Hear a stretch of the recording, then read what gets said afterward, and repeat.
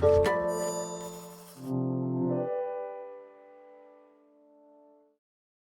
following podcast is part of a certified educational activity titled Breaking New Ground in RCC Management, Expert Guidance on Leveraging Therapeutic Strategies. Access the entire activity and complete the post-test at peerreview.com/FFQ860. Downloadable slides and practice aids are also available. All right. Well, welcome, everybody. We still have some people filtering in today, and I'm really excited to see a big audience here on the first night of ASCO GU. I've got two terrific panelists. We've actually done this together before. Me, Dr. Tian Zhang from UT Southwestern, Dave McDermott from Beth Israel. But I told the gang that we're going to have to level up a little bit, and that's because we actually have a real star in our audience, Chuck Drake, probably one of the most brilliant immunologists that I know. I usually like to throw out clinical zingers, but maybe he'll do us a favor and throw out some immunology zingers tonight too. So we're counting on you for that, Chuck. And we have a couple of different goals for today. We really want to focus on emerging therapies for renal cell carcinoma, discuss how to potentially personalize treatments, and also go over adverse event management. I think we'll have ample time to cover all of those topics. So we're going to actually keep referring back to this case, so keep some of these details in mind.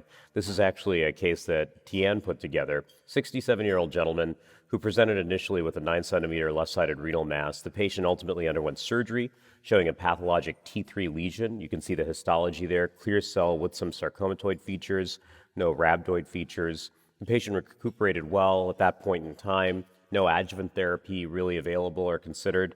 After about 2 years, you start seeing some enlarging nodules in the lungs, some bone lesions emerging at L4. This patient would be characterized based on several parameters shown below as being intermediate risk, hemoglobin of 9.5, calcium elevated at 12.3. And so again, we're going to come back to this case in just a moment, but I'm going to actually hand it off to Dr. McDermott to walk us through frontline dual immunotherapy. Thanks, Monty, and thanks to the organizers for inviting us here tonight. I'm glad to be with all of you. I'm also glad to be able to talk about the right answer to the question of what you would do for this patient. Tian designed the case perfectly to give me at least a leg to stand on. So I'm here to talk about dual immunotherapy combinations. And before I start, I just want to talk a little bit about how we got here as far as IO therapy with immune checkpoint blockade. In large part, the story of CTLA-4 blockade actually started in melanoma, which as a single agent was one of the few places where CTLA-4 blockade actually had some significant activity and led to its early FDA approval. And at some level, everything we've done since then was in some ways trying to build on the success of CTLA-4. And in some ways that was a good idea, and in some ways that made things more difficult. We went down a few directions that weren't quite so promising, in part because the original goal was to try to make CTLA-4 blockade more active. So here is the design of the so-called Checkmate 214 study. It was designed, at least in part, to take the exciting melanoma data that looked at CTLA-4 and with ipilimumab and PD-1 blockade with nivolumab and bring it to other diseases like kidney cancer. There'd been a long history of things that worked in melanoma, potentially working for kidney cancer, particularly in the IO space. So that was the idea. You see here the eligibility criteria. These eligibility criteria fit this case pretty well. Clear cell patient has already had surgery, has a good performance status, has an IMDC risk that puts them at intermediate risk by those criteria. And you see the randomization of Nivo-Ipi in the standard format versus sunitinib. One of the important things about this trial is if you didn't get 4 doses of Nivo-Ipi, you couldn't go on to maintenance therapy with nivolumab. Right now in clinical practice, most of us will give maintenance even if we can't give 4 doses, but the fact that we couldn't give 4 doses may have had some impact on the results of this trial. But it was pretty standard design, one that you'll see with some of these future trials that Tian will talk about. So here are the results for the most important endpoint, not the only primary endpoint, but probably the most important, which is overall survival. And you see a clear improvement in overall survival, not just for the primary analysis group, which was intermediate and poor risk, but for the intent to treat analysis as well. Favorable risk patients were also enrolled in this trial. That enrollment was capped at a certain level. You see here about 250 patients.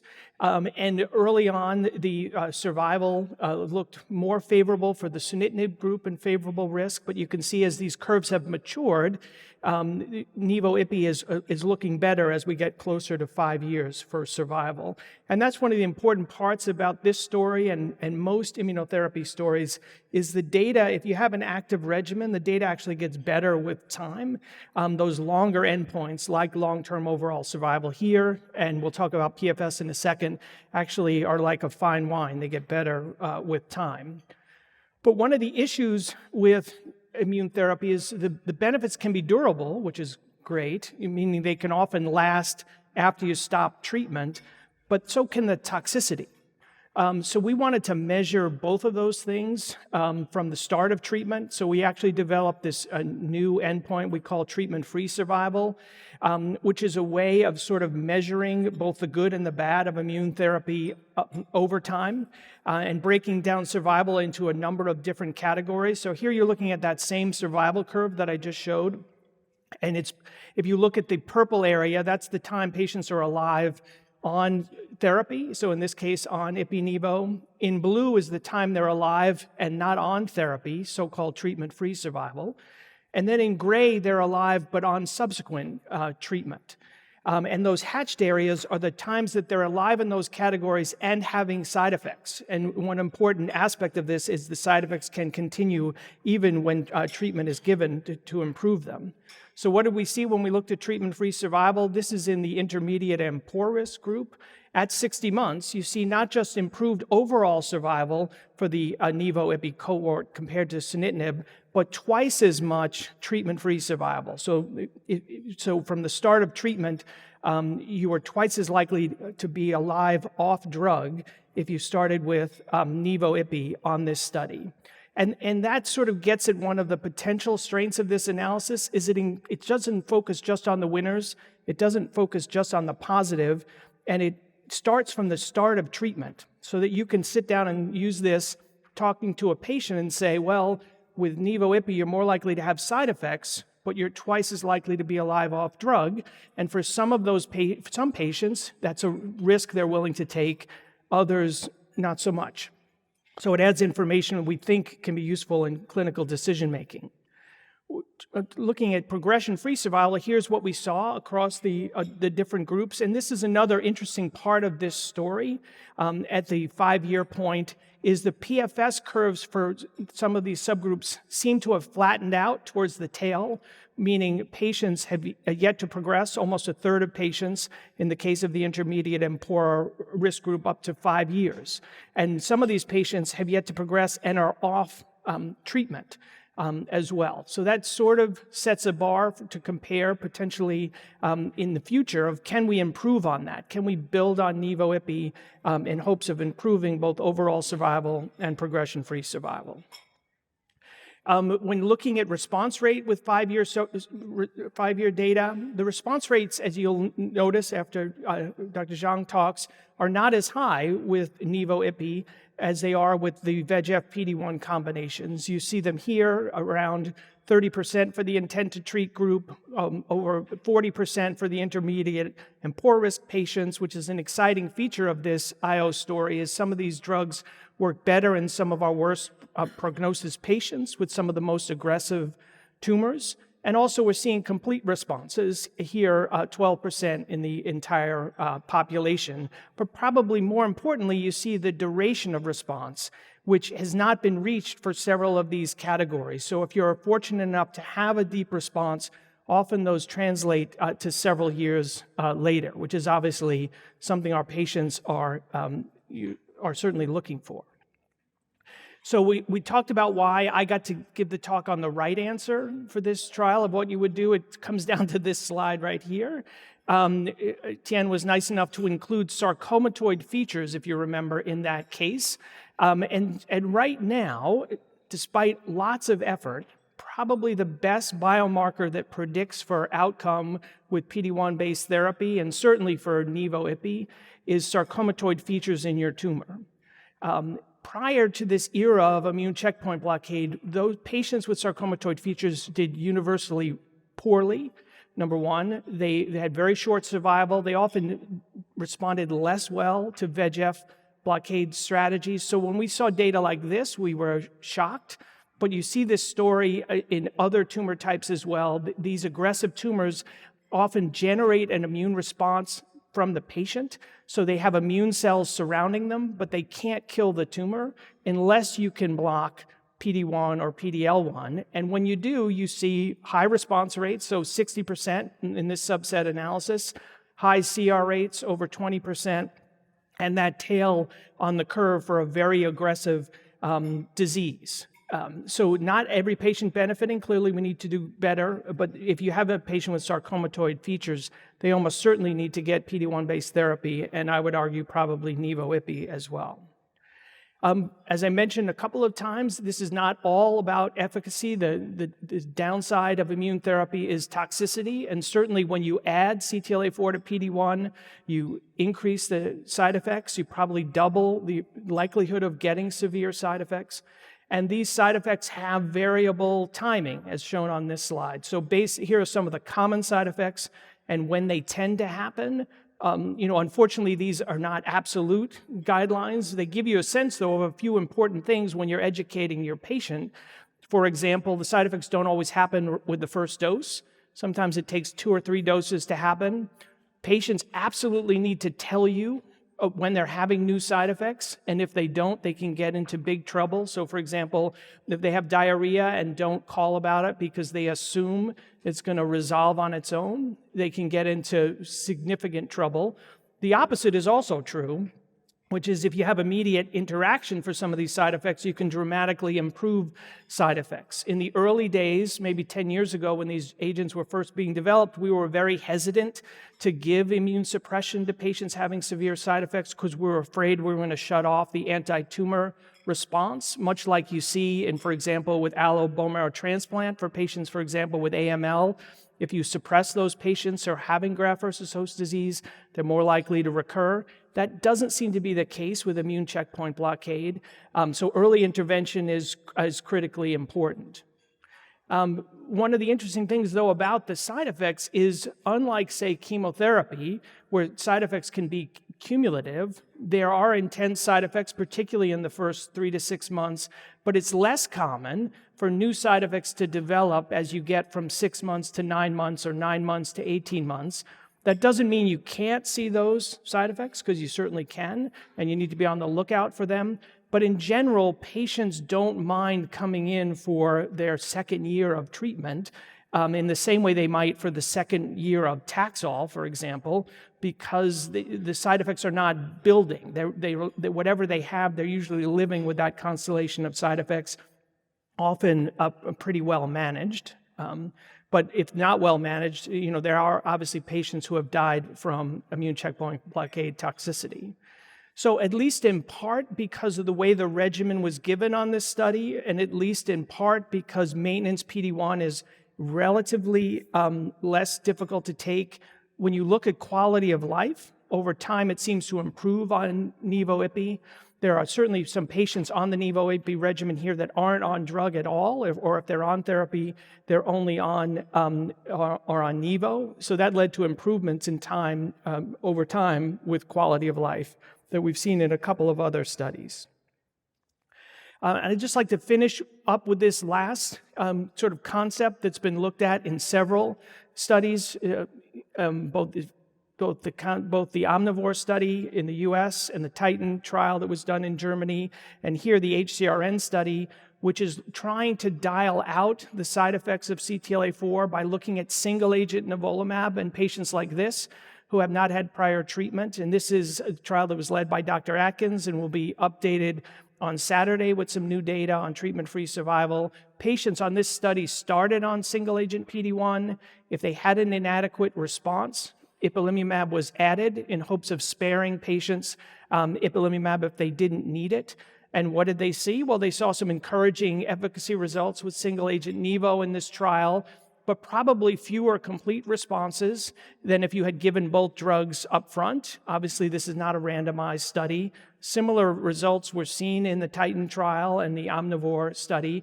And what Dr. Atkins is going to talk about on Saturday is how is treatment-free survival impacted by this approach. And he's got some interesting slides to show, one of which is what happens to treatment-free survival at the 2-year point. Because what happened on this study, unlike some others, is at 2 years, all immune therapy was stopped.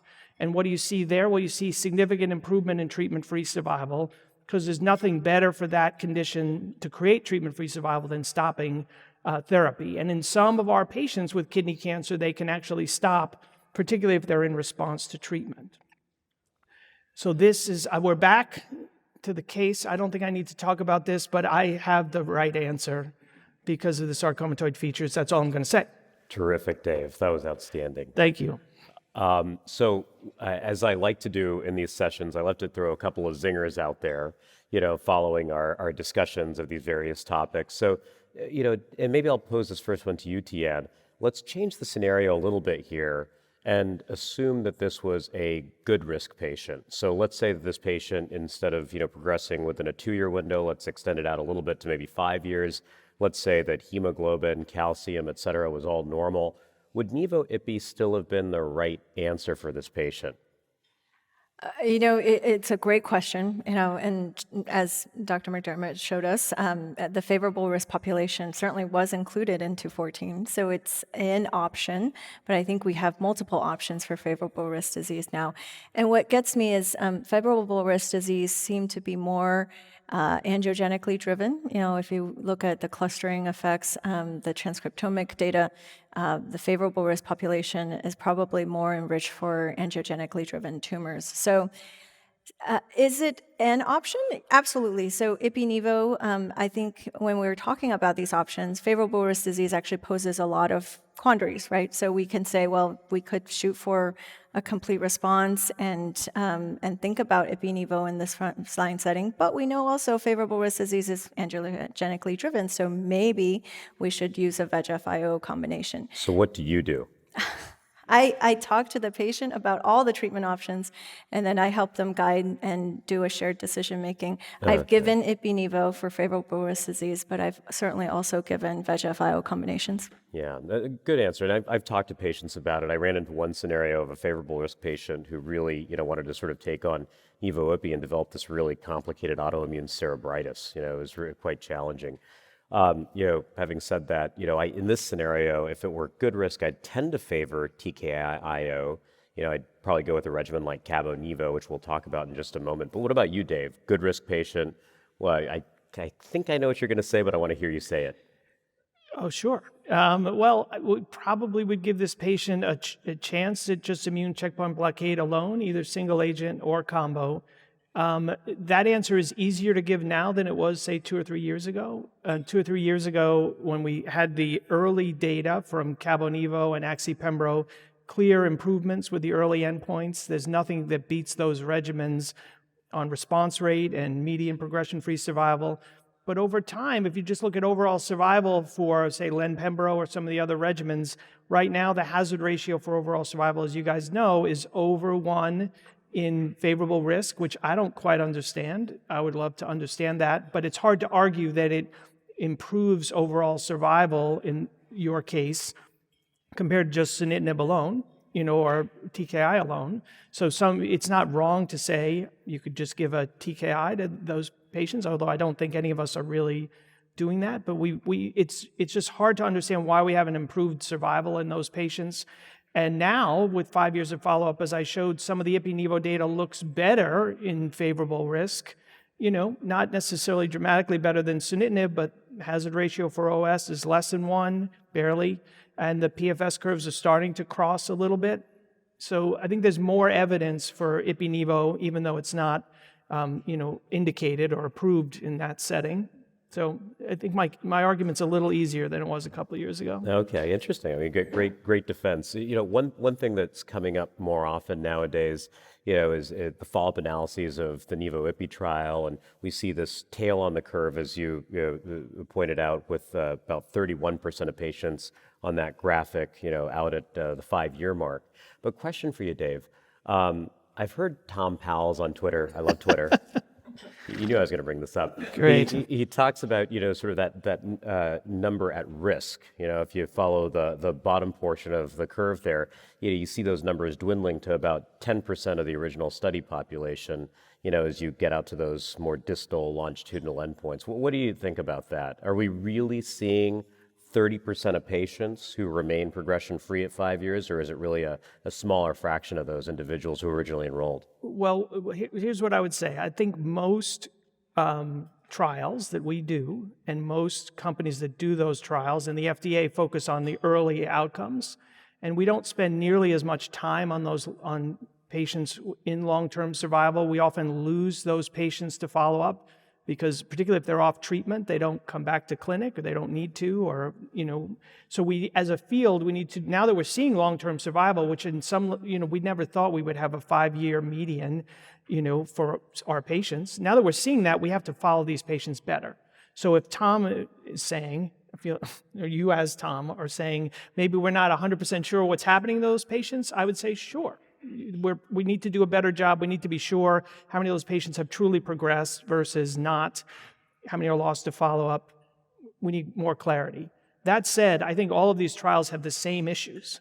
It's not like the Nivo-Ipi experience was done differently than Axi-Pembro, for example, and the curves look different. So he, on his trial, has saggy curves. We have, a flat curve. So it's not a perfect analysis.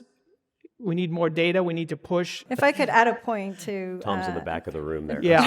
Dr. McDermott's point. In the late, way back when we used to give high-dose IL-2, there was a patient population that did really well, 10 years out, no disease. And they tended to be more favorable risk patients, right? Like they were asymptomatic, lung mets only, and tended to have not a lot of IMDC risk factors, the ones that did really well.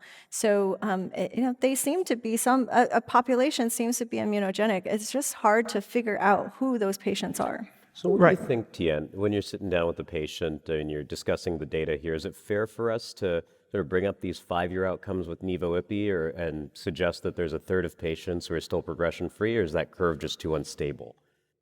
I think the population drops out because of censoring events, right? So there's all the loss to follow-up or others.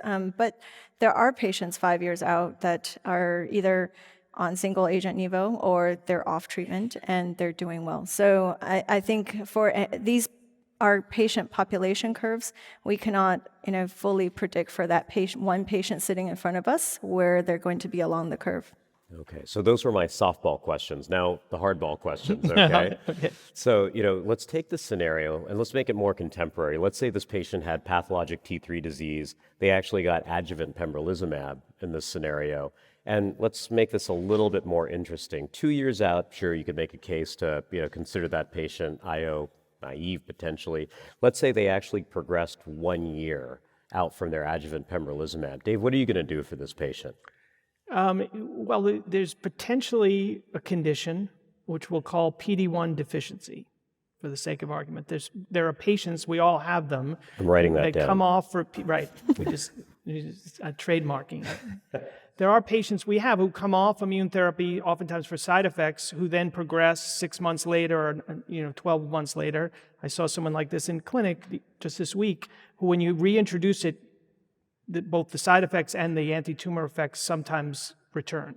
So the argument for giving that pembro failure more PD-1 is that they progress because they weren't on continuous blockade. Now, how common is that scenario? I don't think we know. We obviously, your trial, Contact 003, is going to help us figure that out, because they're probably, if you go right from pembro to say the next PD-1, the next PD-1 is probably not going to add much, but there are probably patients whose immune response needs chronic PD-1 blockade. So I would re-challenge a patient at 1 year, but at 6 weeks, you move on to just VEGF blockade, probably. Okay. What about UTN? 1 year. I know that's kind of a tough 1 year miles. after they finished. After they finished, yeah. Yeah, I would potentially re-challenge, figure out their IMDC criteria, and then depending on that, discuss with them either IOIO or IO-TKI. So you do either IOIO or TKIIO. What about you, Dave? Well, I think Tien is saying a lot of really good things tonight. Okay. And I haven't disagreed with anything she said. And I agree with that. I mean, there's evidence in for example, in HCRN and the Titan trial that adding CTLA-4 helps a small number of patients. So I think Nivo-IPI is a right answer. Nivo-Cabo is a right answer in that setting too. Ultimately, we end up trying a lot of these things. And we don't have good head-to-head comparisons. We don't have good second-line data. So I think people are going to give that patient a shot as long as I think so. I think there's evidence to support it. Your trial may end this, but we'll have to wait. Yeah, absolutely. Thanks for bringing that up. And I think we're going to detail Contact 3 a little later on tonight. I promise I won't do this often, Chuck, but I'm just going to pick on you for 1 second. I had a question for you, in fact, in this adjuvant space, right? How long do you think the effect of checkpoint inhibitors really lingers? I mean, any sense of that in broad terms? We have a microphone for you. Sure. I mean, the original studies looked at the on-cell half-life of anti-PD-1 with Nivo, and it's actually quite long. It's between 3 and 6 months, right? So during that first 6 months of you quote unquote stop the drug, you didn't really stop the drug. There was plenty of drug actually, and then it's in that next 6 months that the patient truly was PD-1 deficient or drug-free. And probably the same for other PD-1s as well. It's a really strange immunological phenomena.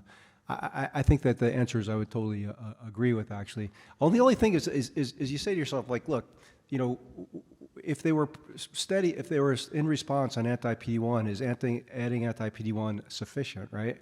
Or do you want to go a little bit bigger and add CTLA-4 and a TKI, which I think it depends on the rate of the pace of progression you're seeing, right? Thanks. Yeah. Okay, great. So that's affirmation, I think, of your responses there. That's I think very it was helpful. affirmation of Dr. Zhang's response. That's what I heard. Perfect. Thank you, Chuck. I promise I won't do that too much tonight. I really appreciate the help, though. So we're going to keep this case in mind, and we'll continue to do a play on it. And I'm going to start doing a quick overview. I want to leave lots of time here for discussion of IO-TKI regimens, which I would probably envision as being the right answer in this scenario. So this is a schema here that really sort of summarizes all of the contemporary regimens with TKI plus IO that we use in the clinic. You see Axi-Pembro there, Cabo-Nivo, Len-Pembro. And just a couple of updates for you all. This is the data from Keynote 426, the pivotal trial of Axi-Pembro. As we go out to a median follow-up of 43 months, we see here a response rate of 60% with Axi-Pembro versus 40% with sunitinib in this case. This is the longest follow-up of any of our TKI-IO experiences. If you look at the hazard ratio here for progression-free survival on the right-hand side, it sits at around 0.68. And if you look to the left for overall survival, you're going to see all of these hazard ratios kind of coalesce at around 0.7. So the hazard ratio for Axi-Pembro sits at 0.73. This is the regimen that I tend to favor in the clinic. And in principle, I'll tell you, the strategy here was so different than the other trials. With Axi-Pembro, we use that conventional 5 milligram twice daily dosing in the upfront setting as we used to use in the refractory setting. With cabozantinib, we've all gotten accustomed to using 60 milligrams as our dose in the second line setting and beyond. Here in Checkmate 9ER, I think we took a fairly big risk in using a lower dose at 40 milligrams in combination with Nivo. And you can see here still a fairly profound benefit in terms of progression-free survival, hazard ratio of 0.56, and again, that overall survival hazard ratio hanging out at 0.7. Now, I want you to take a peek at this data coming out at this meeting on Saturday. Saturday is the big kidney cancer day. And you'll see a couple of updates which really suggest that the data from Checkmate 9ER really holds up. You can see here that, again, we confirm this hazard ratio of 0.58 in terms of progression-free survival, still about a doubling in terms of PFS with Cabo-Nivo over sunitinib. And what's interesting here is you actually see that median overall survival value for the Cabo-Nivo doublet extend out quite substantially to 49 months, hazard ratio sitting at 0.7. No new safety signals. The second abstract here presented by Tony on Saturday is an important one, and this is really an effort on the part of our colleagues in industry to really characterize the biomarkers associated with this trial. I think that's of critical importance. One of the things that we find is that some of the biomarkers we validated with anti-PD-L1 and anti-VEGF, a lot of your fantastic work, Dave, in the past, we weren't able to really sort of reestablish in the context of Cabo-Nivo. But looking forward to seeing those data sets emerge shortly. I really like this particular abstract here, which is actually coming from ASCO last year. This characterizes the depth of response as it relates to the progression-free survival. And you can see here that patients, and seems somewhat intuitive, but it for some reason doesn't bear out, for instance, with sunitinib alone, as you can see in the progression-free survival curves in orange. If you look at depth of response, and if you characterize patients as either a really deep responder or PR1 with 80 to 100% reduction in their tumors, you can see that these patients are real standouts when it comes to progression-free survival. Progression-free survival a bit more modest, but still good in those patients who have a 60 to 80% reduction, and a bit less still amongst those patients who have a 30 to 60% reduction. So, in counseling patients, you can really look at that depth of response to guide perhaps the duration that they'll be on therapy. This is the data from the CLEAR trial looking at lenvatinib with pembrolizumab. This was a 3-arm study. We're purposely here not focusing in on the arm containing lenvatinib with everolimus. This is a comparison of the control arm of sunitinib against len-pembro. I'll certainly ask for your input on this, Dave and Tian, but, what's striking to me here is that you see this really, what I would say high watermark for progression-free survival with a PFS of 23 months versus 9 months with sunitinib, but really doesn't translate to any better improvement in overall survival here. Any thoughts on that, Dave, Tian, why we might be seeing that phenomenon? Personally, I think it's still early days for the overall survival curves. The blue curve seems to be separated out from the orange curve on the OS curve. So I'd just wait for more events. I think to your point of unstable ends, the ends here are pretty unstable. Fair enough. Dave, any thoughts on this? I would agree. The one thing that's less clear here is why, particularly in the good risk patients, we're not seeing more dramatic improvements in overall survival, because you would think, as I think Tian mentioned earlier, that based on what we understand about IMDC criteria, that's the VEGF high, angiogenesis signature high cohort, or at least more predominantly. So you would think you'd see better activity there, and we don't yet as it relates to overall survival, and we can only sort of hypothesize about why that might be. But hopefully that will improve with more follow-up. Interesting. Yeah. I stewed a lot over these curves. I'm sure both of you have as well. For me, what it all boils down to is initially that issue around dosing with lenvatinib. We start with a higher dose actually in the frontline setting, 20 milligrams, than what we typically use as salvage, 18 milligrams and below. I think that really sort of bears out when you look at the quality of life data here. Really some parallels here looking at len-pembro versus sunitinib in terms of quality of life, despite these significant improvements in progression-free survival. Again, one of the reasons that I sort of lean on cabozantinib, nivolumab in the frontline setting is the data that you see here, which really seem to suggest that there's a substantial quality of life improvement with cabo-nivo over sunitinib in this scenario. So we're going to get back to this panel discussion over here. So, Tian, in a scenario like this, if you had to choose amongst one of those TKI-IO regimens, and I'll force your hand here, we won't consider Nivo-Ipi for a moment, which one would you probably pick for this patient? Again, recalling patient progressed after 2 years, intermediate risk disease with bone and lung metastases. Right. I think symptomatic disease is one where I do choose a VEGF-IO combination. So I certainly think that we could, right, for early disease control, relief of symptoms, be choosing a VEGF-IO combination. I give any of them. So Axi-Pembro for its short half-life for Axi, Len-Pembro for really great early disease control, and then also Cabo-Nivo if I'm thinking this patient may or may not see a second-line agent. But if you had to pick one, which one would it be? You're really forcing my hand.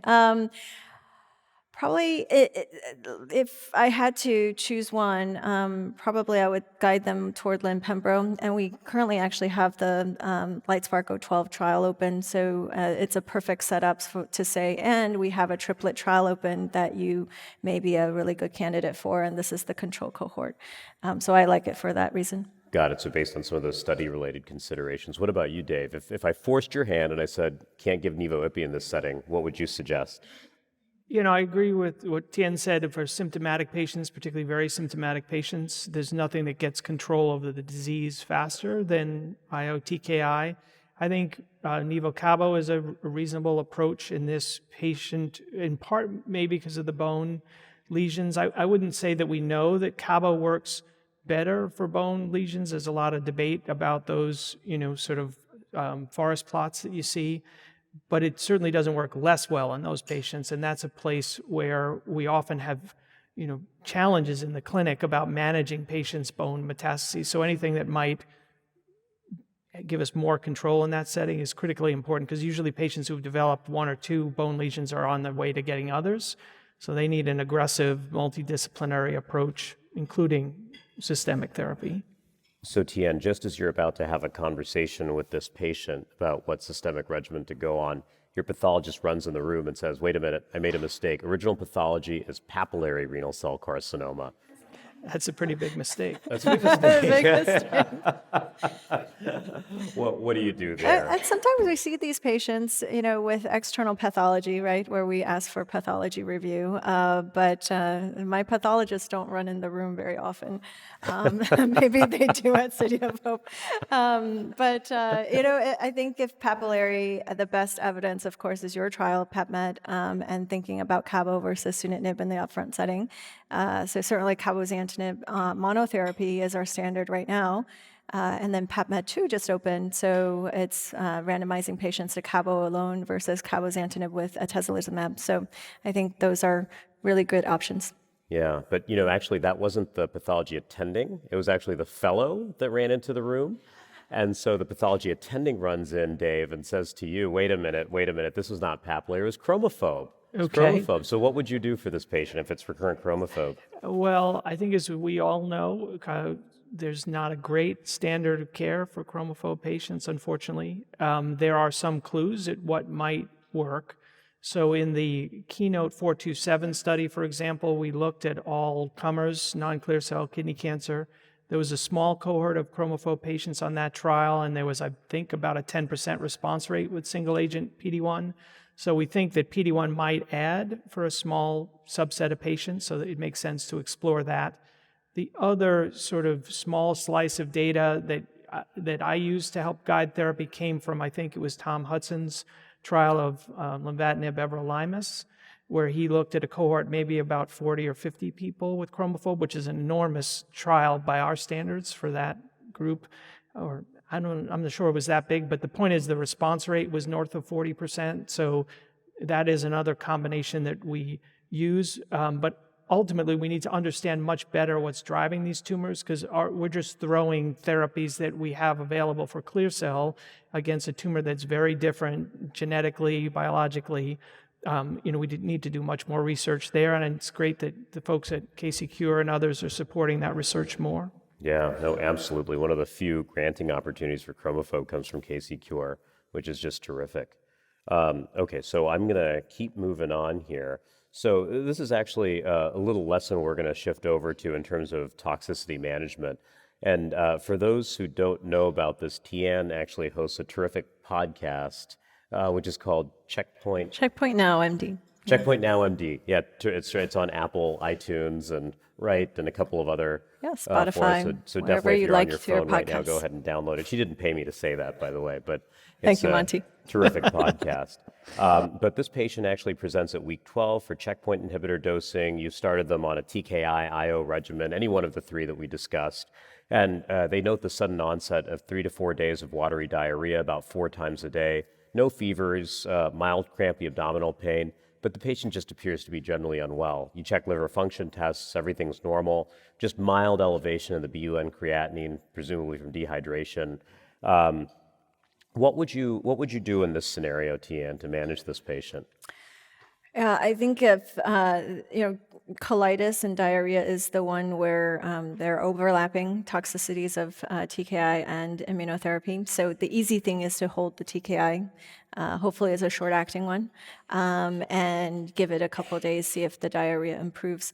I have a very low threshold to start steroids as well, and if it is immune-mediated, then hopefully the steroids will calm it down. And what dose of steroid do you typically start at? Yeah, it depends on how severe it is. If it is patients having diarrhea 10 or more times a day, I'm starting at 1 milligram per kilogram of prednisone daily dosing.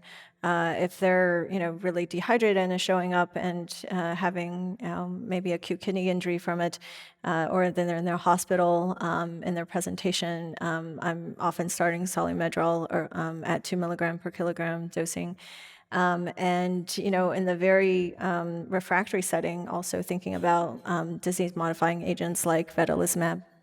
Very good. So Dave, this patient ends up coming into the hospital, has progressive watery stools 10 times a day. You put them on Solumedrol, 1 mg per kg BID, still really not resolving. Get GI on board. They do a biopsy, confirms immune-related colitis. Other infectious workup is negative. What are you thinking about treating with in that setting? Tian had mentioned vedolizumab. Any other thoughts? Right. So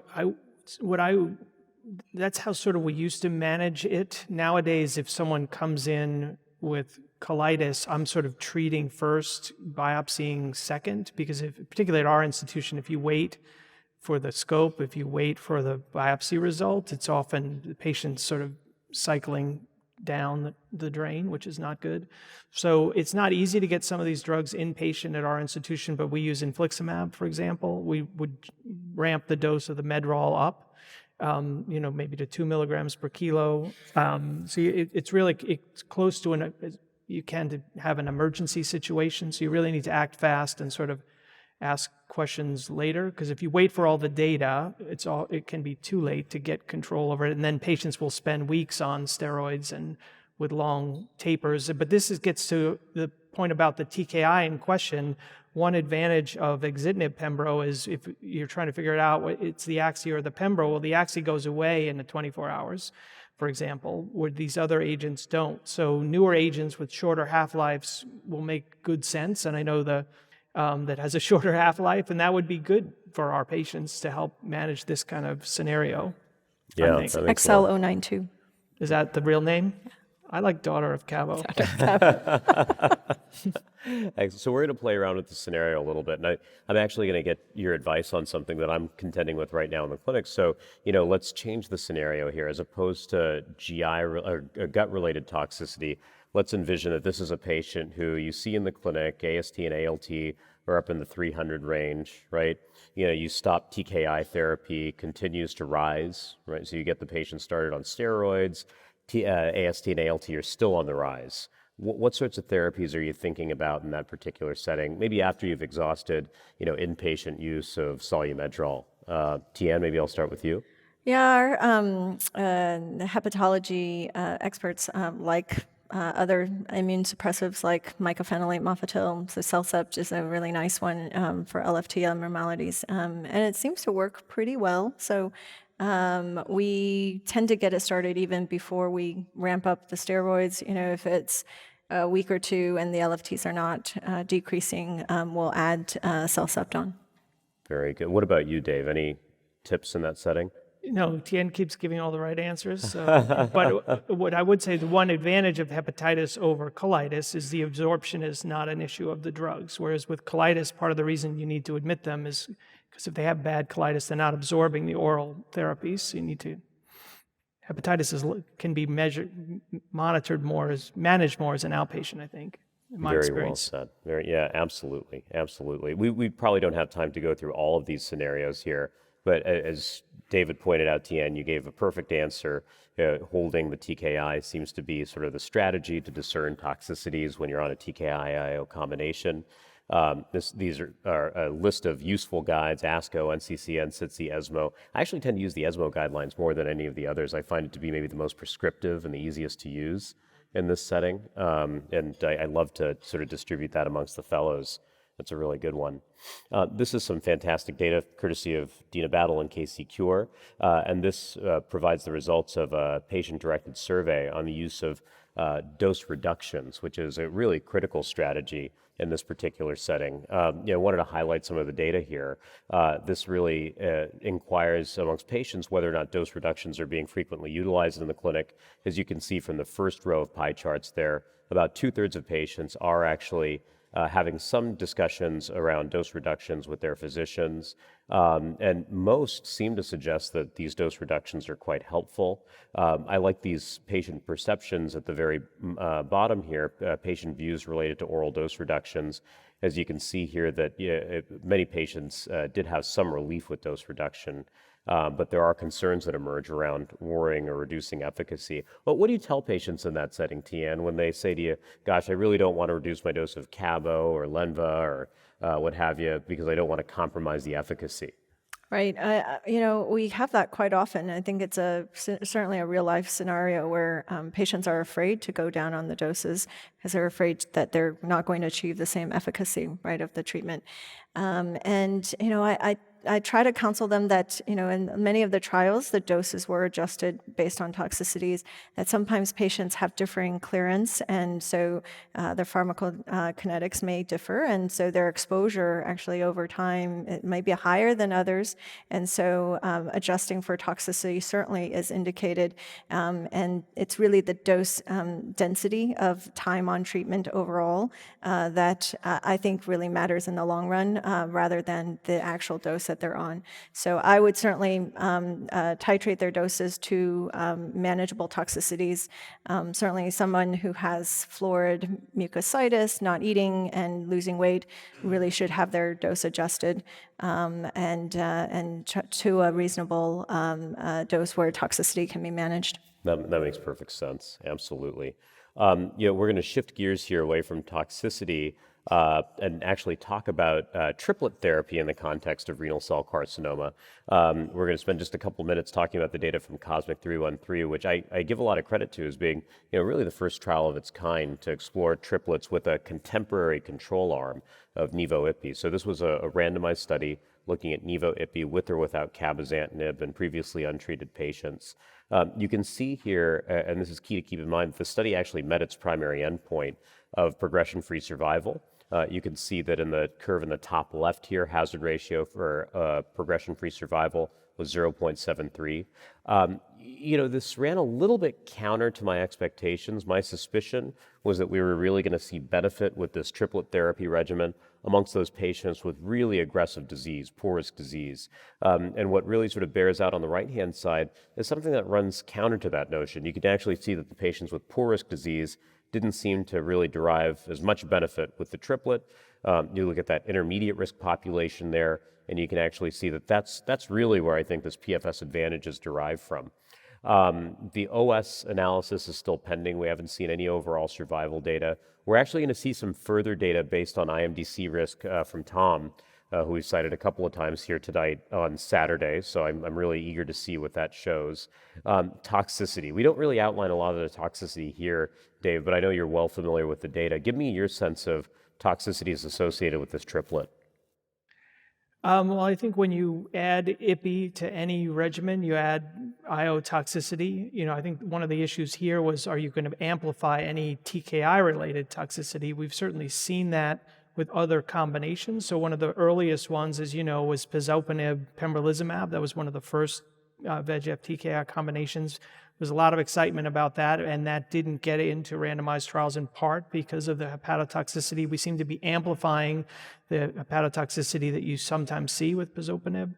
That is, at least in part, probably what's going on here. Normally, you don't see that much critically important toxicity with cabozantinib alone on the liver that is dose limiting, but it certainly was here. And that may or may not have had an impact on some of the outcomes. Also, once you get into that toxicity, as we talked about, you're often more likely to be on immune suppression. That may have had some impact. I think we're going to learn a little bit on Saturday about whether those things made a difference or not. But part of the other thing you're seeing here, I think, is in some ways is Nivo-Ipi doing better than people expected. In a population of patients, it's a little more aggressive than Checkmate, or has a little more disease than Checkmate 214, because there's far more patients on this study, as you know, who went on with their primary and tumors in place. I think one explanation for why Nivo-Ipi is doing better here is because, unlike 214, if you didn't get 4 doses of the combo here, you could still get Nivo, whereas on 214, if you didn't get 4 doses of the combo, you couldn't. And that may explain some of this. It's the control arm overperforming in some ways. Interesting. So let's make the assumption here, Tian, that the FDA has waited on this data, approves this tomorrow, you're in clinic on Monday, and a patient says to you with intermediate risk disease, I'd like to try this triplet combination, Cabo, Nivo, Ipi. What would you say to them? I would say it's newly approved. So I think, but we have to be really mindful of the toxicity profile. So the transaminases, the increases in pancreatic enzymes, hypertension, all need monitoring and dose titration or discontinuation. Could it be a viable, reasonable option? Yes. Now, what we don't see in these curves, though, is the Cabo-Nivo 9ER data that you just presented as well. And so, to me, the Cabo-Nivo-Ipi curve doesn't look too much different than the Cabo-Nivo curve if you were to overlay them. So it's hard for me to say you absolutely need the triplet versus a Cabo-Nivo approach if we were coming down to that decision. Got it. Dave, what about you? Monday morning, patient says, I just heard about this approval last week. What would you say? Well, the bigger problem is if they've heard this talk, they'll want it before it's FDA approved, potentially, which you get. You get very educated patients seeing this before it's approved.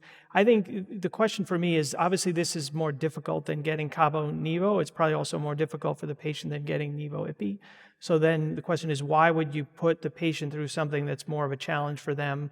And you alluded to one potential reason, which was maybe in more aggressive disease like the poor risk patients, throwing everything that's effective against the tumor would be better, but we don't have evidence of that right now.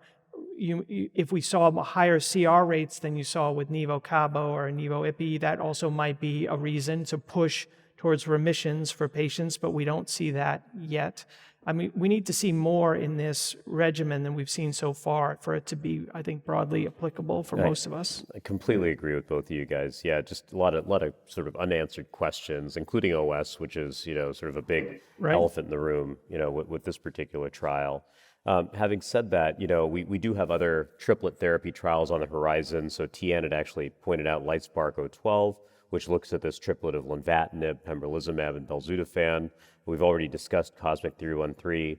Pedigree is actually a very interesting and innovative design. Tian, if you don't mind spelling that out for us as the PI of the trial. I also didn't pay you to say that. So intermediate poor risk disease, and we give Ipi-Nivo for all comers, and then depending on the responses, randomize them to either nivolumab with Cabo or Nivo alone. So building on the 214 approach. So it's really a sequencing question, and it's about 800 enrolled. So we're getting there, but hopefully we still are answering relevant questions. And this probe trial, just quickly highlight, answers another sort of standing question in advanced renal cell carcinoma, which is what to do with cytoreductive nephrectomy. It's still not entirely clear what we ought to do in the context of TKI IO regimens or Nivo-Ipi, for instance. We had data from the cytokine era suggesting a benefit, data from the TKI era suggesting the opposite. So this trial randomized patients to cytoreductive nephrectomy or not in the context of IO-based regimens. Dave, what's the most important trial out of these 4? Oh, great. Well, No pressure. I don't know. I mean, I like Tien's trial in the sense that she's also looking at stopping therapy. So can you stop in deep responses? I think that's an important question. Does HIF add anything?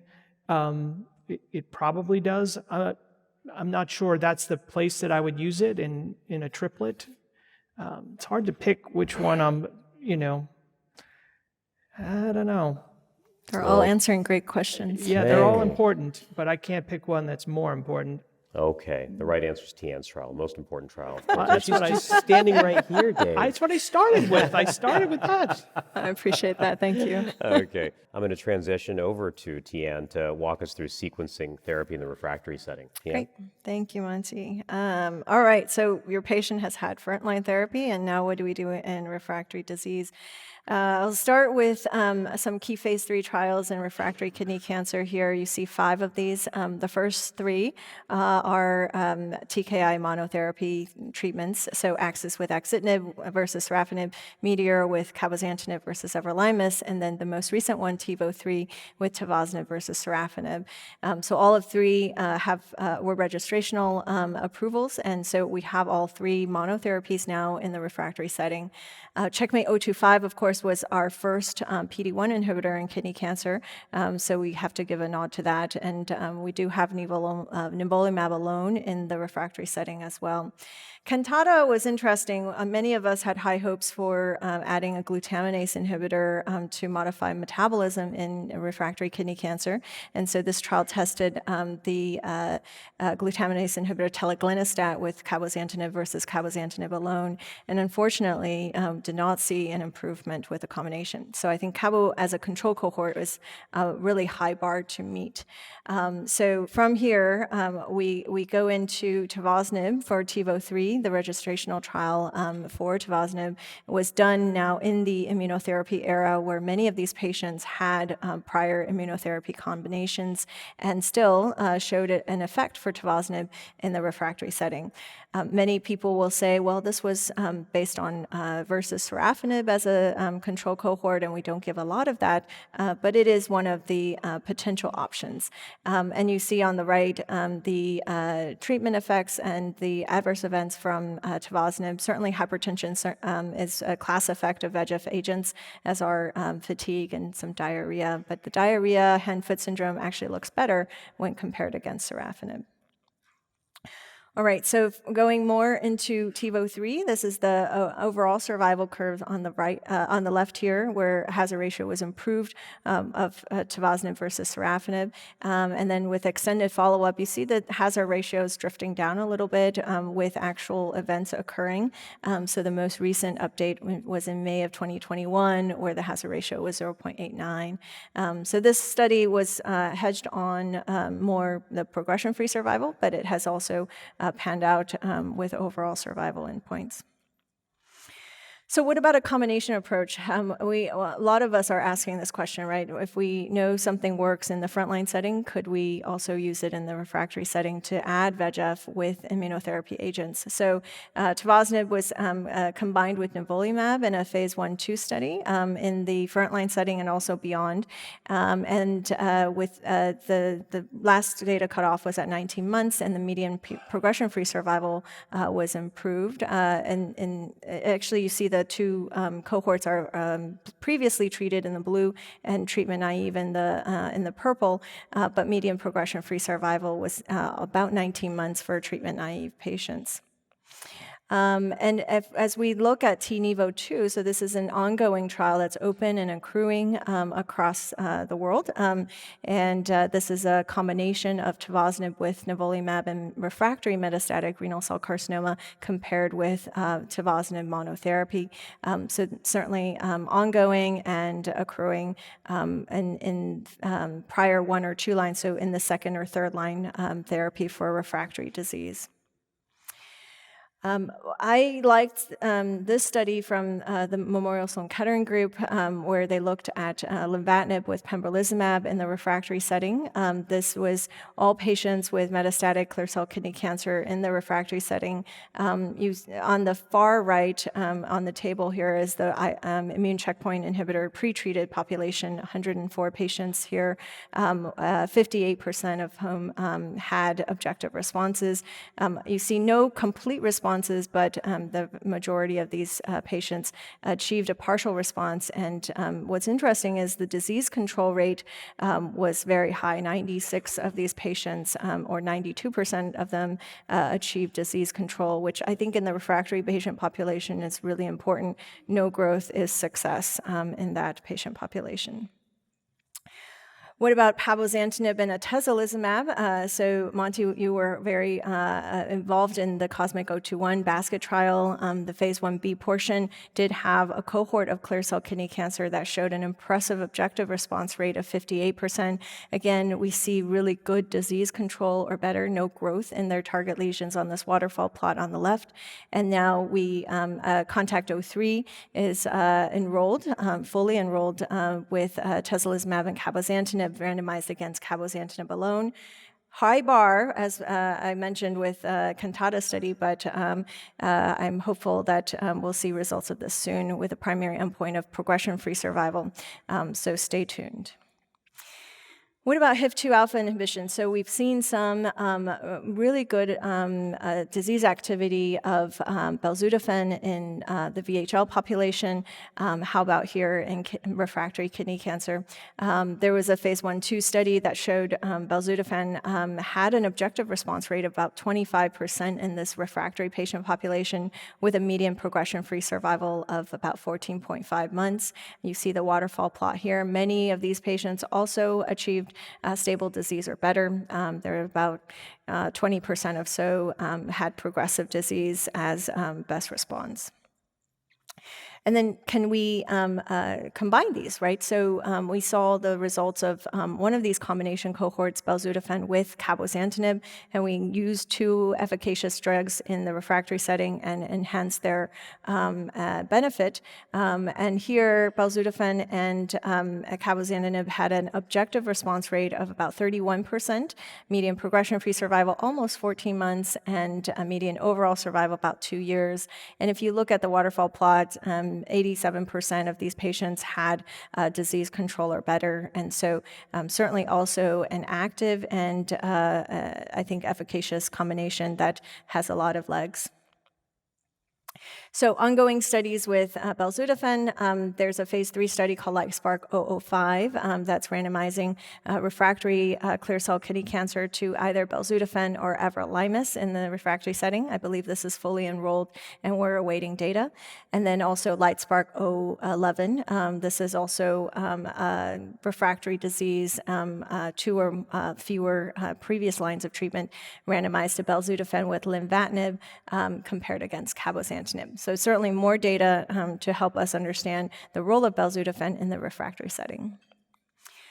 Other combinations are ongoing as well. This is an interesting one that was presented at ASCO last year with AXL inhibition, the Araviv's molecule called batiracept in combination with cabozantinib. This schema is a bit convoluted. It had a phase 1b portion with dose escalation and then also a cohort that had a combination with cabozantinib before it moved on to dose expansion cohorts in phase 2. There was a refractory patient population in part A, a first-line patient population added to cabozantinib and nivolumab in part B, and then a monotherapy cohort in part C. What we're showing here was the part A and the phase 1b portion where partial responses were seen, 42%, as well as a 7-month progression-free survival rate of about 71%. So certainly an interesting treatment molecule that is showing really promising results in the first-line and refractory settings. How about CABOPOINT? So this slide highlights data that we will see on Saturday from Dr. Albiges and the French team that took on patients with pretreated refractory renal cell carcinoma. Cohort A were patients who had progressed on prior IO-IO combination, Ipi-Nivo, and cohort B were patients who had prior VEGF-IO combinations. And so very thoughtful study, 125 patients in each cohort, and their abstract at least says that they had an objective response rate of about 29%. So certainly cabozantinib in prior IO-treated populations is also active. So what about the refractory disease algorithm? How can we think through what patients had in frontline and how can we sequence their treatment treatments. So this guideline came from an international cohort of experts that I was lucky to be part of through ASCO. And so Dr. Rathmel and Dr. Singer led this cohort of people around the world, and we came up with what we thought were reasonable guidelines at the time. This might change in a couple months when some of these trials that I just told you read out. But for the moment, these are some of our treatment recommendations. If they've had VEGF TKI monotherapy following with nivolumab or cabozantinib, if they've had IO combinations, we're often following with a VEGF TKI monotherapy. And then if they've had VEGF IOs, then an alternative VEGF TKI. And then if oligo progression and immunotherapy, there was a cohort of radiation oncologists that strongly thought we should consider local therapy based on several phase 2 studies that have read out in the last 2 years and continuing their baseline immunotherapy. And I would add as an editorial comment that I think this does depend on first-line treatment and then their timing of resistance. So somebody who's resistant 6 months into their IO combination looks different than somebody who's responded and then 2 years, 3 years out is now having acquired resistance. I do think there's much to be learned still for these immunotherapy-resistant populations and different mechanisms and the paths forward for further therapeutic development in the refractory setting. So some key takeaways here, as our more treatments options are available in the adjuvant and frontline settings, I do think that treatment selection remains a key question in refractory disease, and this is a challenging situation where we're sequencing more lines of treatment. Our frontline therapies and timing of progression are important considerations in the subsequent treatment choices. Tivozanib is the only TKI that's developed in the post-immunotherapy era, so those patients on TiVo-3, there were patients who had prior IO therapy.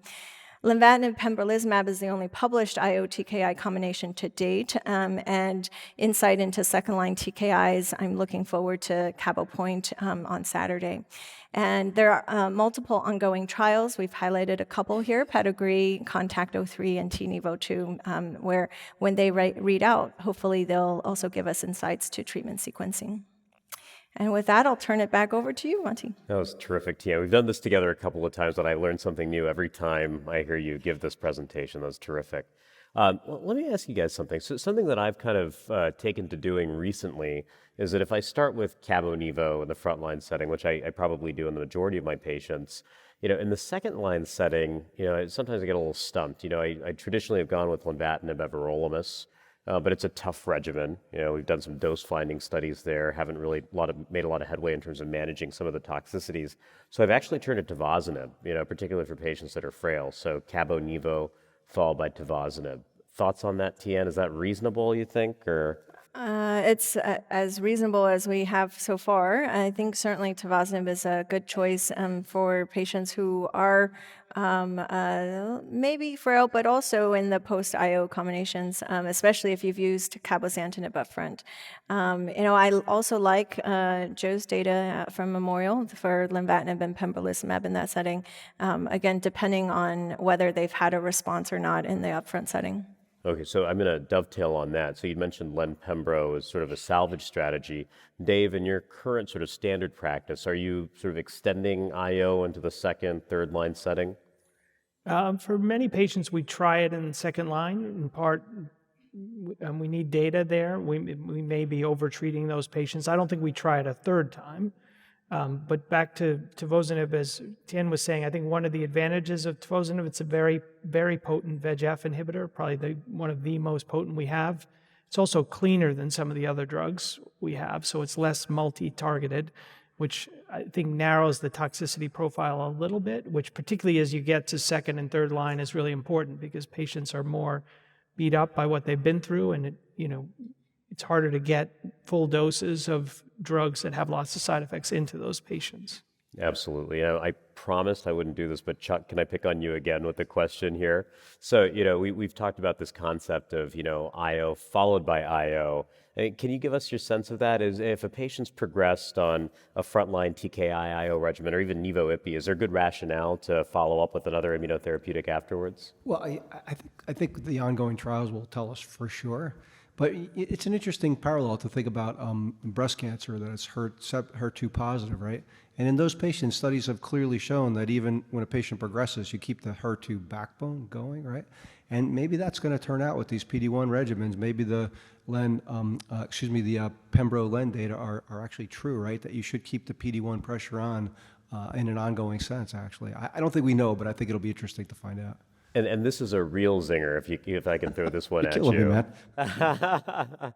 But what about this concept of switching from PD-1 targeting to PD-L1 targeting? Any rationale for that, or is it all the same?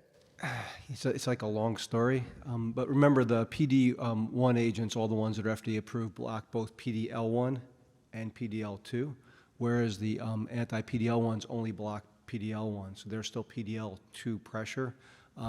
That's probably why the PD-L1 agents have less tox, but are slightly less effective.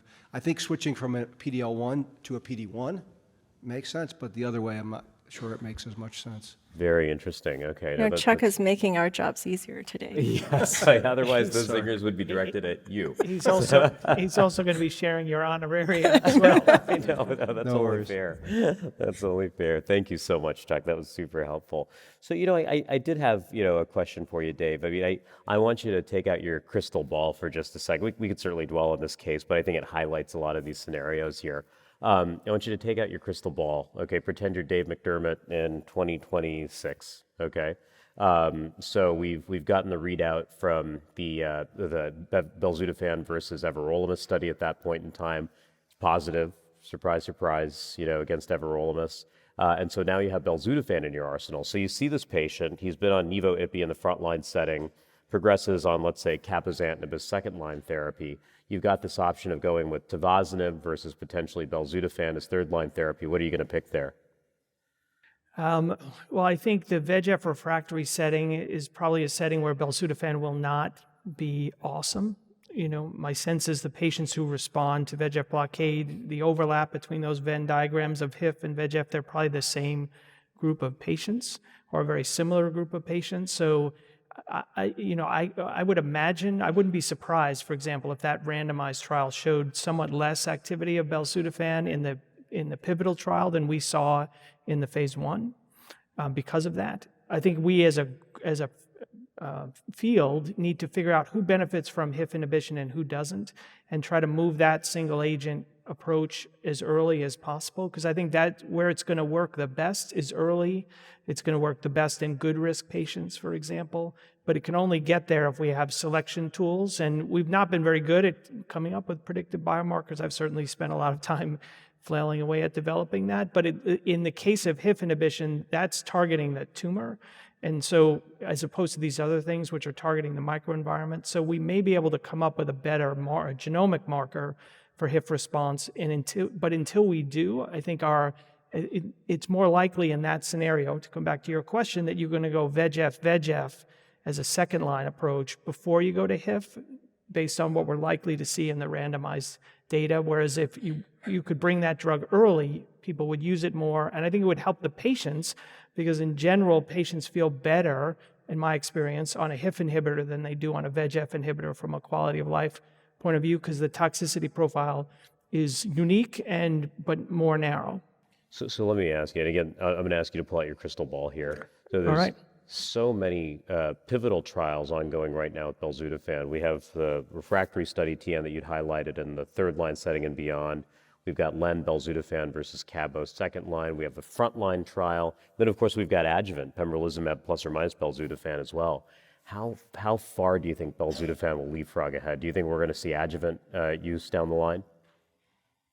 Deanne, you want to take that one? It's certainly a good commercial development to put belzutifan in so many trials. It's an interesting prospect. So how many of those patients in the adjuvant setting need a HIF blockade, and is there micrometastatic disease that's going to respond to that instead of to an IO therapy? That's the question that is really being teased out with the new adjuvant trial 022. And so, crystal ball aside, I think, multiple hits on target, one of these is going to pan out probably. Yeah, I mean, I'm usually wrong about this stuff. I'm quite optimistic about, 022 and, its future. I mean, I do think that there's, a fair number of patients in that, adjuvant setting, who at least, in their primary tumor had some VEGF dependency. And I wonder, and Dave, I'm curious to get your thoughts on this. With belzutifan, might there be less issues with dose intensity than we had with, for instance, adjuvant sunitinib and the VEGF inhibitors? Based on what we know now, it's likely that it'll be more tolerable than those drugs in the adjuvant setting. That doesn't mean it's a better idea. So I personally would have insisted on a randomized trial in the metastatic setting before I launched an adjuvant trial if I was king of the world, but of course I'm not. So it would be nice to know the answer to the question, does HIF inhibition enhance the immune response, yes or no? And we don't know that yet in the metastatic setting, and we're about to launch we launched an enormous trial. I can imagine the benefit is additive in the adjuvant setting. But what we all want is more than additive. We want to produce not just improved disease-free survival, but improved overall survival. And the only way we're going to see that, I think, is if HIF enhances PD-1. And we don't know that yet. We're going to have to wait for the trial. So if you saw in that setting, if you saw DFS but no OS, I'm not sure I would want to give that combo. We'll have to wait. Got it. Totally fair. And a great point there. I mean, about sort of sequencing these trials and pushing into adjuvant, a potentially curative setting, only after we have efficacy data and later line therapy. I think that makes perfect sense. So, let me divert from this scenario. Frankly, I think this scenario is too easy. We've been through scenarios like this in the past. I want to give you a scenario that I actually ran into in clinic that I think is a zinger, but a real life zinger. So a patient progresses on adjuvant pembrolizumab. This is a third line case, adjuvant pembrolizumab during the course of therapy. Started cabozantinib in this patient. They're progressing on cabozantinib now. What do you think should be that patient's third line strategy there? Would you try to re-challenge with TKI plus IO? And they progressed on cabozantinib after about a 9-month duration. Dave, what would you do in a scenario like that? So you're saying they're growing through cabo? Going through cabo. After how long in cabo? 9 months. 9 months. Right. And this is after having progressed on pembrolizumab during the course of adjuvant therapy. Right. So this patient has a problem, and one of the things we need to be honest with patients like this is that, there may not be anything more effective than what you've already tried in that scenario. I mean, I think there's a rationale for combinations in this patient, but it isn't enormous. I mean, we do tend to think that, for example, that VEGF PD-1 is better than VEGF, so trying an approach you haven't tried is reasonable in that setting of the VEGF PD-1 combo. But anyone who grows through PD-1 or grows through cabo in a short period of time, their survival is probably pretty short, and they need to know that and make sort of plans accordingly. Obviously, clinical trials are a good idea in that setting, assuming their performance status is good. I mean, one of the things that you've explored that makes sense, I think, for patients who fail PD-1 is to explore, CAR T therapy and TIL therapy and these engineered T-cell approaches, which have been slow to be developed in kidney cancer. So a more aggressive approach in someone like that makes sense, but there aren't that many trials to point to that are taking that approach for our patients, at least at the moment. In other tumor types they are, but not in kidney cancer. Yeah, it makes perfect sense. Tian, what about you in this scenario? Patients progressing on adjuvant pembro, then cabo. You outlined some great considerations, Dave. Let's assume no clinical trials are available. What would you challenge that patient with next? Yeah, I thought David's points were really well taken. So it's been 9 months since they're past PD-1. I would think about adding an IO agent. I've actually had patients progress through cabo monotherapy, nivo monotherapy, and then we say, well, we could do the combination as it was being approved, and it salvaged one particular patient very well for another year of response. So, it's possible that there is some synergy. I think Andrea Apollo has shown really nice correlative data on combining Cabo with Nivo, and so there could be some synergy there, and we don't know. So I think it's reasonable to try if the patient's robust and well and able to take more therapies. So Len with everolimus, Len with Pembro, maybe try Cabo Nivo. I don't give up quite yet. Excellent. Okay, I think that makes sense. We have a question coming through here, and I'm going to try to put it in the form of a case. So let's take this scenario here. Patient gets frontline Nivo-Ipi. It progresses on that, as stated here, after 15 months with new lung nodules, new nodularity in the liver. Patient starts on cabozantinib, initially has a partial response to therapy, but then starts very slowly progressing. So this patient starts developing one new lung nodule. It's real though, it measures around 2 centimeters when you first recognize it, then takes a little bit of an indolent course and grows to 2.5 centimeters 3 months later. What would you do in that scenario for the patient? One new lesion popping up on imaging. Dave? Well, I don't think off study we react as quickly to that scenario as we might on study. So on study, patient has to move on to something else. But off study, you could treat that locally potentially. You could, radiate it, ablate it, operate on it. It was truly the only thing growing, and they were tolerating the therapy reasonably well. And you could potentially continue that, arguing that you're controlling most of their disease with the current therapy. You could, of course, escalate, as Tien just described, with combinations, and there's a lot of good options too. But usually when people have isolated progression, I often try to treat them, sort of treat the area that's the problem and try to keep, assuming they're tolerating therapy. If they're having more progression in more organs, multiple tumors, that's a different story. But isolated progression, I try to treat locally as opposed to systemically. And Tien, maybe tell us about your preferences in that scenario. I assume you have a similar perspective. I do too, Dave. But amongst those options, I think, 10 years ago, I used to lean exclusively on surgery. Right. Nowadays, is radiation more in your armamentarium? Are you still leaning on surgery in scenarios like this with oligoprogression? I think, dependent on the patient and functional status and whether they're able to undergo surgery, it's certainly a viable option.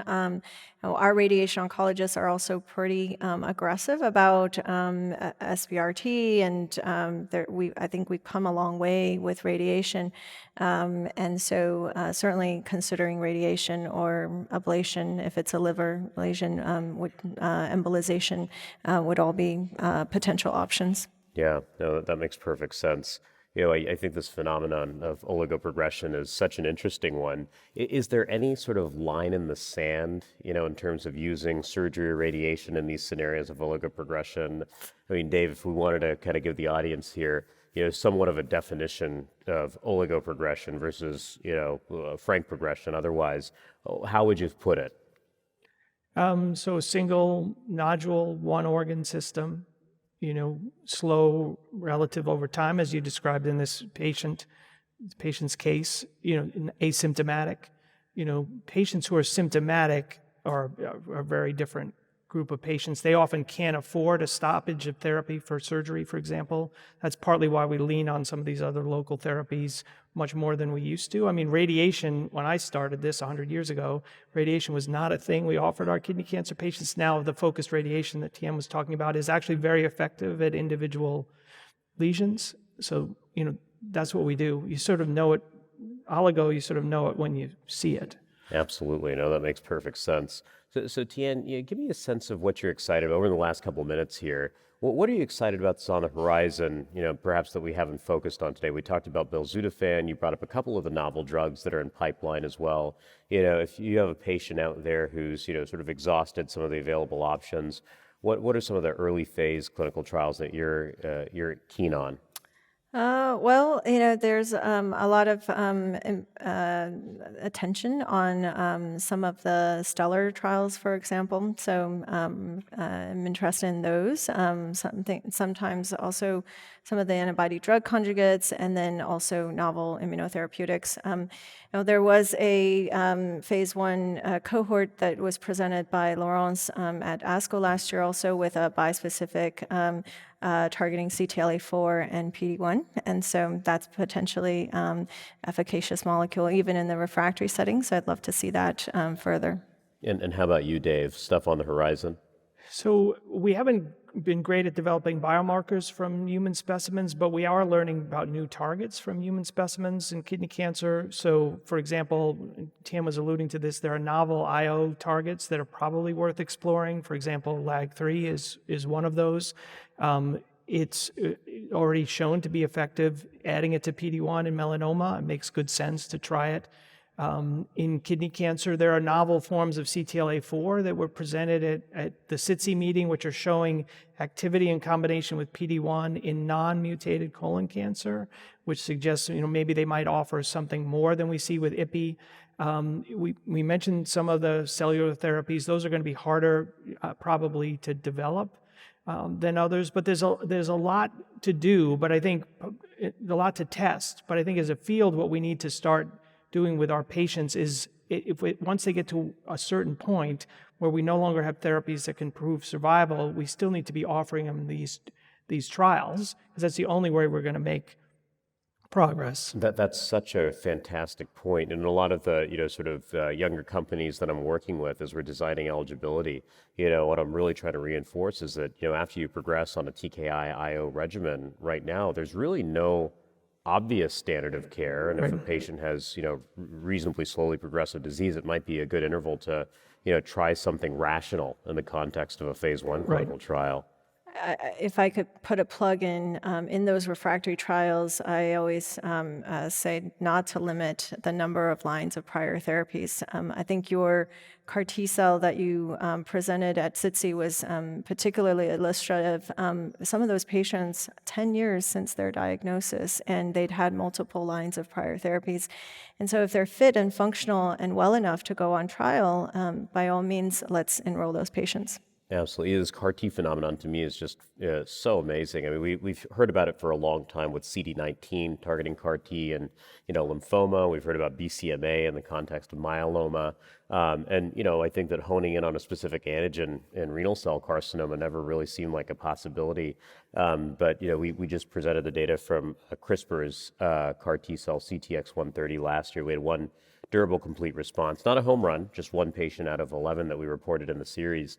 But more recently, we had a press release out from Allogene's CD70 CAR T cell as well, and there, 3 out of 9 patients that were CD70 expressing had responses. So there's some hope on the horizon there. And we have a couple of really good questions we're going to wrap up with from the audience over here. Dave, you brought up Mike Atkins' presentation on Saturday in the context of the GU16 trial. And one of the interesting tenets of that study is that it actually starts patients in the frontline setting on single agent nivolumab. Question from the audience, a very reasonable one actually, is are there settings in which you just use IO monotherapy frontline these days? Dave, do you want to? Yes. So a patient who's asymptomatic, who may be a little frail or a little bit hesitant to take on the added risk of CTLA-4, we often start with PD-1. That concept came, at least in part, I also take care of melanoma. That's been pretty well established in melanoma as an effective approach, maybe less so in kidney cancer. But the data in melanoma is pretty good that you can add CTLA-4 later in patients. So that's when we do it, if either we're hesitant or they're hesitant to get IPI. Yeah. And what about UTN, single agent IO? Very rare in my practice to do single agent IO. The 427 data is that there, so we could, but I don't often give it. Yeah, I'm going to try to take a stab at this last question, and we'll unfortunately have to wrap up. There's lots of terrific questions I think that we've addressed today. Some good targets for targeted therapy in RCC. I know we've always talked about VEGF and so forth. I'm excited about CD70 on the basis of some of these CAR T trials. We have some bispecific therapies now in pipeline directed against ENPP3, which is actually a very renal cell specific antigen as well. It's come up on multiple screens. CA9 might be making a resurgence. Brian Shuck's going to present some radiology data on Saturday looking at CA9 based imaging. That's not new necessarily, but the technology seems to be quite honed, and maybe there's some potential for radiopharmaceuticals. So I really do feel that the future is bright. And with that, I'd like to thank the audience for their attention, and thank you to Tian and Dave for a terrific session once again today. Thank you for listening. Download materials and complete the post-test for instant credit at peerreview.com/FFQ860. This educational activity is supported through medical education grants from Avio Pharmaceuticals Incorporated, Bristol Myers Squibb, and Exelixis Incorporated.